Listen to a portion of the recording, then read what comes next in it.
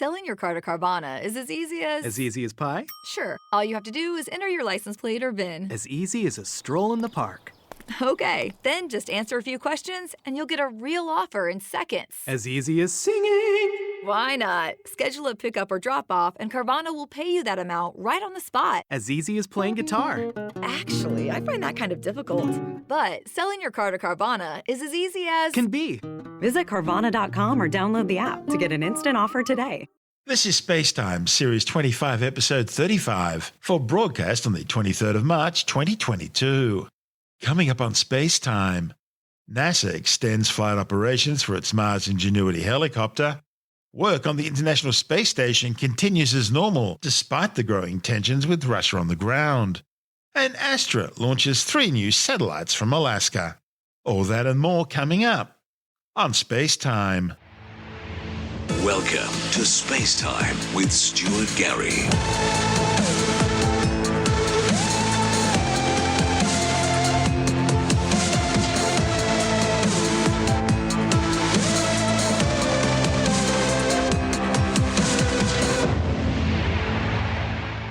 NASA has extended flight operations of its Mars Ingenuity helicopter through to at least September.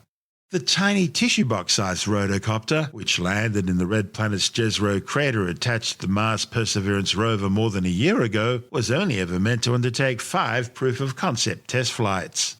The Associate Administrator of NASA's Science Mission Directorate, Thomas Zurbuchen, says that less than a year ago, we didn't even know if powered controlled flight of an aircraft on another world was possible. But Ingenuity's efforts have now clearly made history in the annals of air and space exploration. In the months ahead, history's first aircraft to operate from the surface of another world will support Perseverance's upcoming science campaign exploring the ancient river delta of Jezero crater in the ongoing search for signs of ancient microbial life on the red planet. Along the way, it'll continue testing its own capabilities to support the design of future Mars air vehicles. NASA's announcement comes on the heels of the rotocopter's 21st successful flight, the first of 3 needed to get the helicopter to cross the northwest portion of a major region known as CETA and reach its next staging area. Ingenuity's new area of operations will be entirely different from the modest, relatively flat terrain it's been flying over since its first mission back in April last year. Several kilometers wide and formed by an ancient river, the fan-shaped delta rises more than 40 meters above the crater floor. It's filled with jagged cliffs, angled surfaces, projecting boulders and sand-filled pockets that could stop a rover in its tracks, or even upend a helicopter trying to land. The delta promises to hold numerous geologic revelations. Perhaps even the proof necessary to determine that microscopic life once existed on Mars billions of years ago. Upon reaching the delta, Ingenuity's first order of business will be to help determine which of 2 dry river channels Perseverance should take when it's time to climb to the top of the delta. Along with routing assistance, the data provided by the helicopter will also help the Perseverance team assess potential science targets. Ingenuity will also be called upon to image geologic features which are either too far away or too difficult for the 6-wheeled Perseverance rover to get to.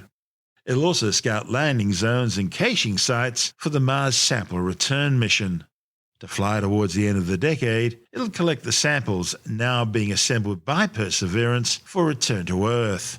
The Jezero River Delta campaign will be the biggest challenge Ingenuity's faced since its first flight on Mars. To enhance its chances of success, mission managers at NASA's Jet Propulsion Laboratory in Pasadena, California, are increasing the size of the mission team. And they're also uploading new flight software geared to improve operational flexibility and flight safety. And several of these upgrades have already led to reduced navigation errors during flight, which increases both flight and landing safety. A recent software change already on the rotocopter frees Ingenuity from its previously programmed maximum altitude of 15 meters. Increasing altitude will result in incremental increases in both airspeed and range. A second upgrade allows Ingenuity to change its airspeed as it flies. And another enables it to better understand and adjust to changes in terrain texture during flight. Future software upgrades will include adding terrain elevation maps to its navigation filter and a landing hazard avoidance capability. But before aerial reconnaissance of the Delta region can begin, Ingenuity needs to complete its journey to the area. It's a complex flight of around 350 metres and includes a sharp bend in its course to avoid a large hill. After that, the team will determine whether 2 or 3 more flights will be needed in order to complete the crossing of northwestern Cetus. The first experimental flight on another planet took place on April the 19th, 2021 and lasted just 39.1 seconds. After another 4 flights, 6 more minutes in the air, and travelling a total distance of 499 metres, NASA transitioned Ingenuity into an operational demonstration phase, testing its ability to provide an aerial dimension to the Perseverance mission. And with the completion of Flight 21, the rotocopter has now logged over 38 minutes of airtime and travelled some 4.64 kilometres. This report from NASA TV. NASA's Curiosity rover, which has been climbing Mount Sharp since 2014, is about to drive up onto a broad, sloping surface called the Greenhue Pediment. This will allow scientists to fast forward perhaps millions of years in Mars's history and study the history of liquid water written into these different layers of rock.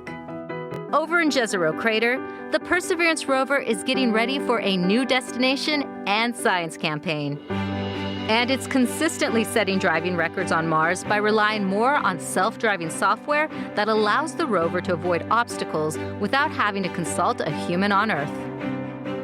Perseverance will be pushing north in an area where an ancient river flowed into a body of water. It left sediments in a shape called a delta. The rover will collect more rock samples there. The Ingenuity Mars helicopter will support Perseverance's upcoming science campaign. The helicopter has been given the green light to try to keep flying on Mars for the next few months. Upgrades to its navigation software will improve flight and operational safety. This is SpaceTime. Still to come, work on the International Space Station continues despite growing tensions on the ground, and Astra successfully launches 3 satellites from Alaska. All that and more still to come on SpaceTime.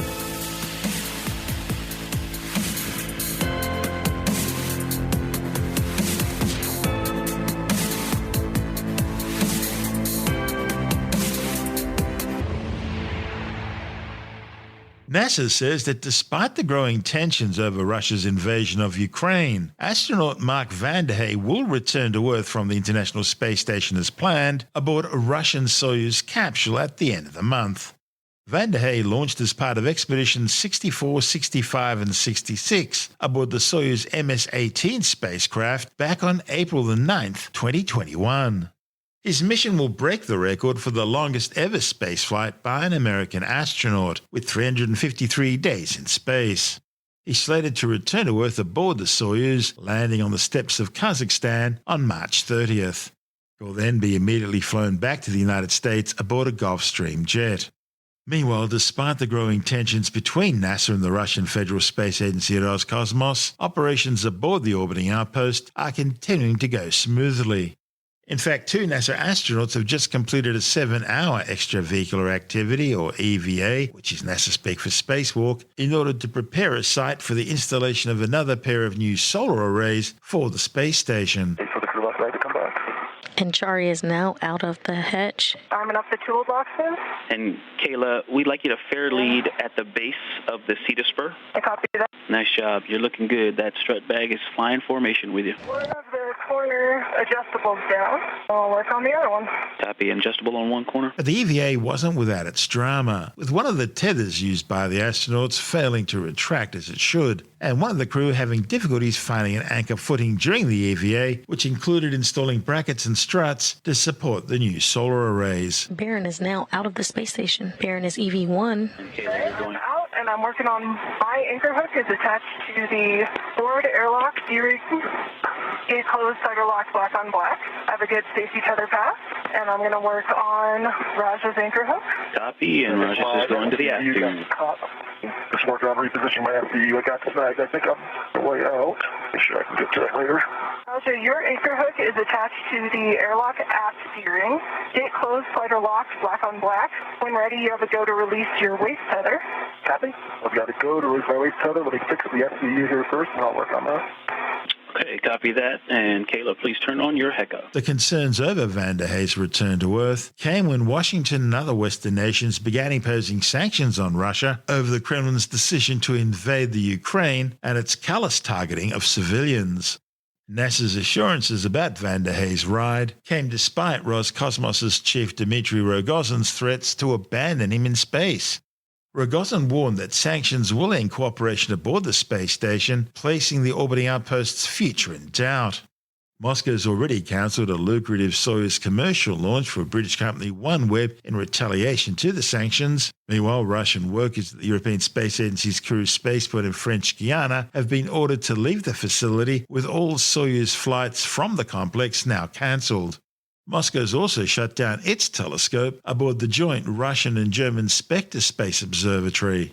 The joint Roscosmos ESA-ExoMars mission to the Red Planet, slated for launch in September, has also been cancelled, and Russia's withdrawn its team who are servicing the RS-180 rocket engines used by America on the Atlas V launch vehicle. All in all, we are certainly living in interesting times. This is SpaceTime. Still to come, Astra launches 3 new satellites into orbit from Alaska, and later in the science report, evidence that people pushing homeopathy are failing to show studies with negative results. All that and more still to come on SpaceTime.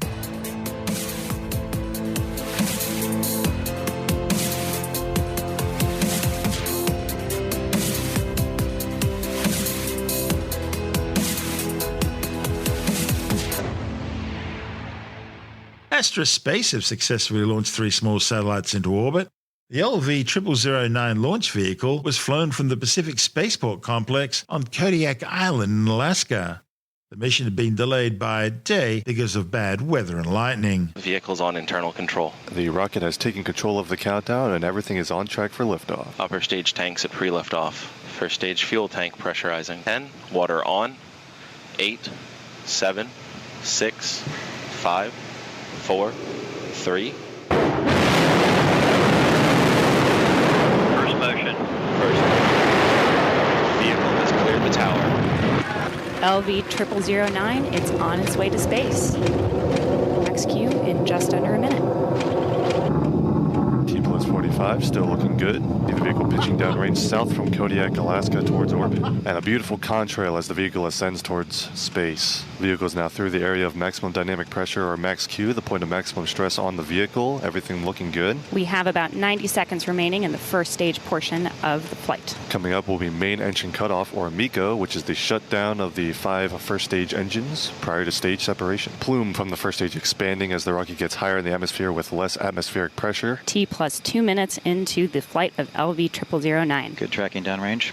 And in just about 30 seconds, we have a string of milestones all in quick succession. We'll have the first stage engines shut down, main engine cutoff, and then the fairing separation and stage separation and upper stage ignition steps will happen in very quick succession. Safety can't confirm. Option received. Option received. Vehicles left the gate. There's fairing separation. MECO. Stage separation. We have accept. And upper stage engine ignition. Cheers coming from the Astra team as a significant portion of our flight milestones have been accomplished. We have about 5 minutes of second stage flight before our payloads are deployed. The payloads aboard the mission, which was called Spaceflight Astra 1, included the Orsat Zero spacecraft for the non-profit Portland State Aerospace Society, which will test different ways of monitoring the global distribution of high-altitude cirrus clouds.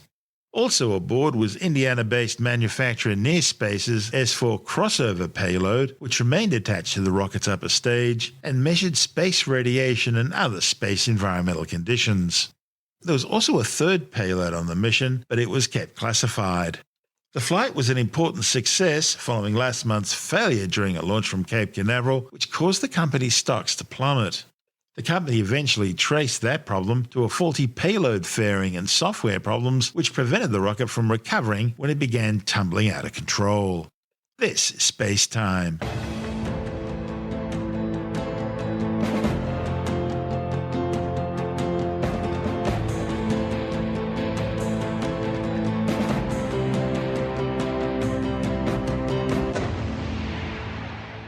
Time now to take another brief look at some of the other stories making news in science this week with the Science Report. A new study has confirmed that people pushing homeopathy are either only showing studies which have positive results or are not being truthful about the scientific outcomes. The findings, reported in the British Medical Journal, shows reporting bias, with those conducting homeopathy trials having poor adherence to the Declaration of Helsinki, which requires trials to be registered and all their results to be disseminated. From their findings, some 38% of homeopathy trials remained unpublished and 53% remain unregistered. Furthermore, a quarter, 25% of registered homeopathy trials altered or changed their primary outcome.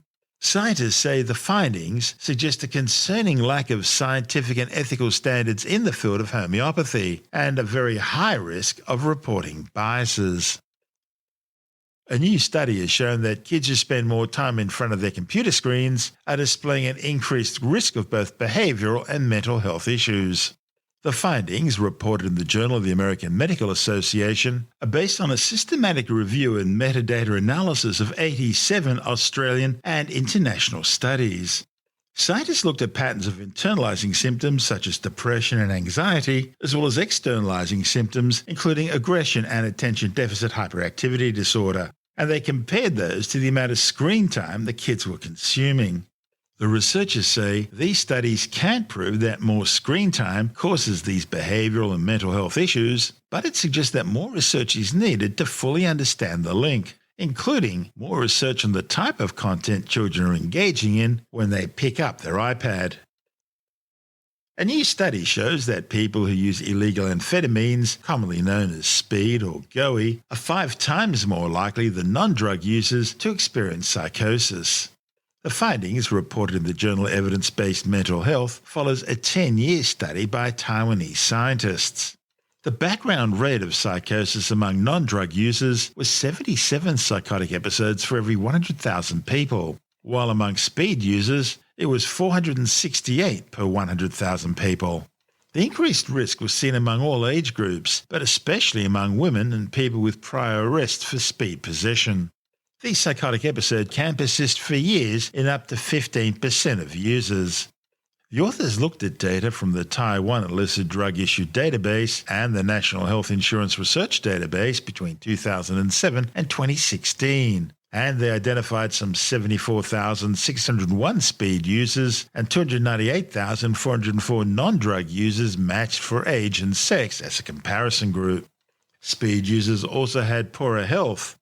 On depression, they were 2% versus 0.4% for normal people. Anxiety was 0.9%, 3 times greater than those in the normal community. Ischemic heart disease was 1.3% as opposed to 0.8% for the general community. Cardiovascular disease was 0.8% compared to 0.45% for non-drug users. And in terms of stroke, it was 1.3% for speed users versus just 0.7% for non-drug users. Well, it's been a big week in tech with new software updates for both Apple iOS and Samsung. With the details, we're joined by technology editor Alex Zaharov-Reut from ITWire.com. Apple has launched iOS 15.4 as well as iPadOS 15.4, new watchOS, new macOS, and HomePod and tvOS.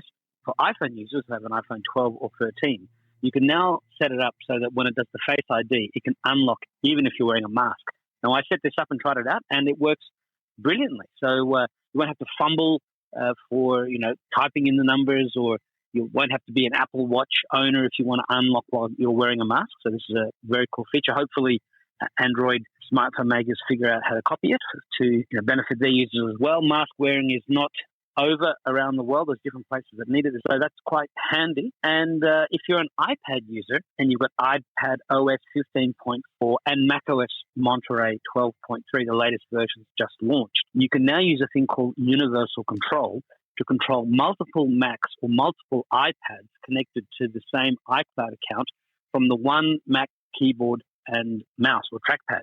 So I tried this out. I had an iPad on either side of my MacBook Air, and I could just easily move the mouse across to the left iPad or to the one on the right, and it works. It works like magic. It's really cool to be able to scroll up and down, use gestures, start typing away, and you see it all happening on the iPad. You can also copy and paste text, and you can drag files across as well. So it's another little magical feature that Apple has launched. There are third-party applications that can sort of do similar things. One is called Synergy, which allows me to use the mouse and the keyboard from a Windows PC to control a Mac or vice versa.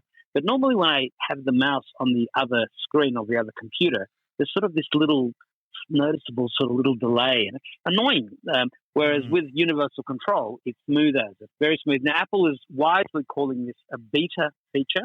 Clearly, it's still to be improved, and Apple should have been more liberal in its use of the beta tag with things like maps or other things it's done in the past when it wasn't quite ready for prime time. But Apple launched this feature when it announced iOS 15, and it was meant to come out when iOS 15 arrived. It's taken a few extra months until iPadOS 15.4. Doesn't work with iPhones, but it's arrived, and it's a magical little feature. I really enjoy using it. And what's the big news with Samsung? Well, they've launched some new QLED TVs. If you go to Samsung.com, you can see all the different range of TVs there. They're about to launch new A-series phones with multiple cameras on the back to compete with the iPhone SE and all the other mid-range Android smartphone makers. But if you've got a Samsung S22, you will have something called One UI 4.1. Now, a lot of the older Samsung devices just got the upgrade to Android 12, but they came with the UI 4.0 overlay. The 4.1 overlay, Samsung Skin, is coming to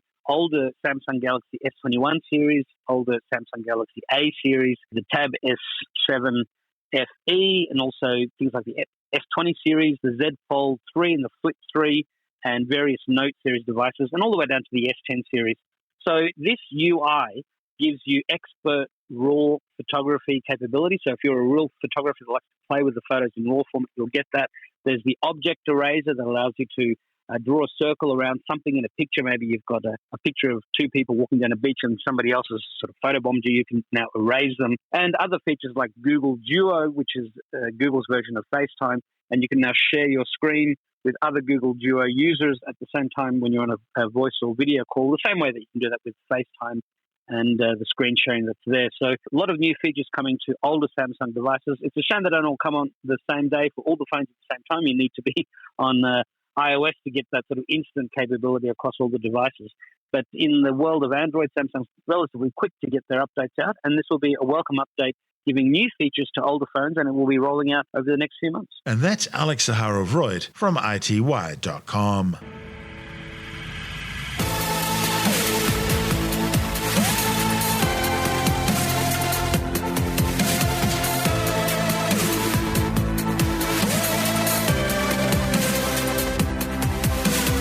And that's the show for now.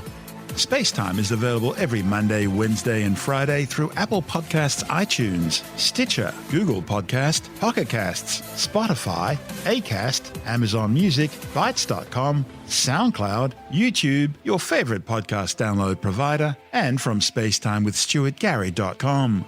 SpaceTime's also broadcast through the National Science Foundation on Science Zone Radio and on both iHeartRadio and TuneIn Radio.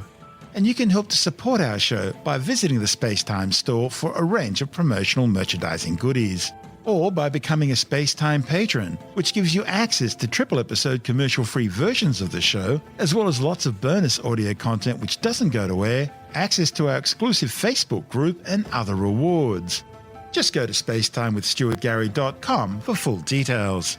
And if you want more space time, please check out our blog, where you'll find all the stuff we couldn't fit in the show, as well as heaps of images, news stories, loads of videos, and things on the web I find interesting or amusing. Just go to spacetimewithstuartgary.tumblr.com. That's all one word, and that's Tumblr without the E. You can also follow us through @StuartGary on Twitter, @SpaceTimeWithStuartGary on Instagram, through our SpaceTime YouTube channel, and on Facebook, just go to facebook.com/SpaceTime with Stuart Gary. And SpaceTime is brought to you in collaboration with Australian Sky and Telescope magazine, your window on the universe. You've been listening to SpaceTime with Stuart Gary. This has been another quality podcast production from Bytes.com.